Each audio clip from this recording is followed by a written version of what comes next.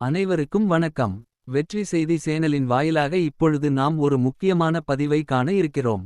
கடந்த ஆண்டு டிசம்பர் மாதம் எதிர்நீச்சல் சீரியலின் இரண்டாம் பாகம் தொடங்கப்பட்டது. மதுமிதா தவிர முதல் பாகத்தில் நடித்த அனைவரும் எதிர்நீச்சல் தொடர்கிறது சீரியலில் நடித்து வந்தனர்.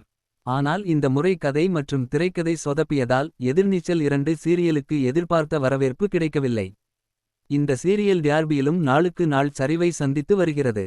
இந்த சீரியல் தினசரி இரவு 9:30 மணிக்கு ஒளிபரப்பப்படுவது மட்டுமின்றி காலையிலும் மறு ஒளிபரப்பு செய்யப்பட்டு வந்தது. ஆனால் அதற்கு வரவேற்பு இல்லாததால் எதிர்நீச்சல் தொடர்கிறது சீரியலின் மறு ஒளிபரப்பை நிறுத்த முடிவு செய்துள்ளது சன் டிவி.